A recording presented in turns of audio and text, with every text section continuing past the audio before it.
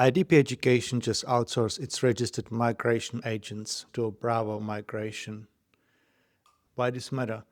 It's a structural response to a regulatory environment that has fundamentally changed recently. As we know, the offshore and onshore student visa environment is the strictest that it's ever been in 2 decades.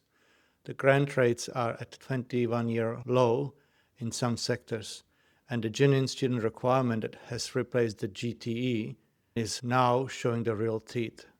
The department is watching for students extending their stays without genuine academic progression. The applications that would have been approved 3 years ago are now being refused. The question is, what's the structural problem with the hybrid model?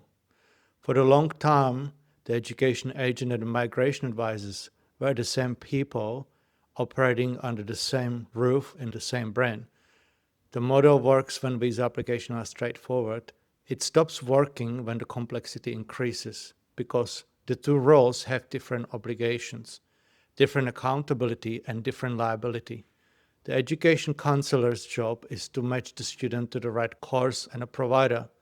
The registered migration agent job is to assess the visa eligibility, advise on a risk, and take professional responsibility for the application. And clearly, those are not the same job. When something goes wrong, the immigration department or the client is asking who is responsible and how it was documented, what happened through the process.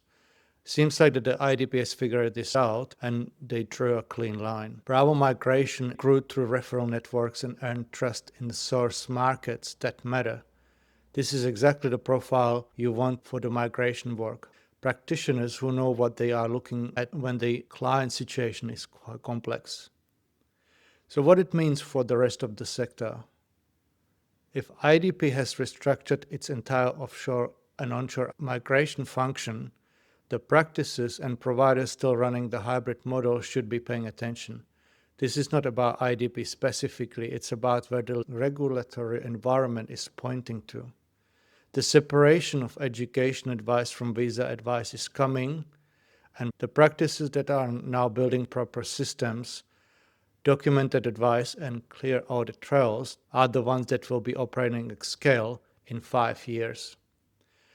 I'm running free webinars where I go deeper into details what this environment means and how it's changing for the practice. In the first workshop, we will talk about genuine student requirements and use some real examples from our experiences.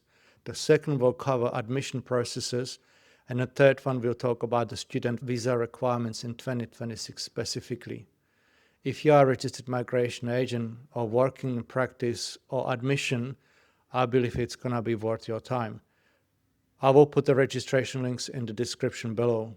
Thanks for watching.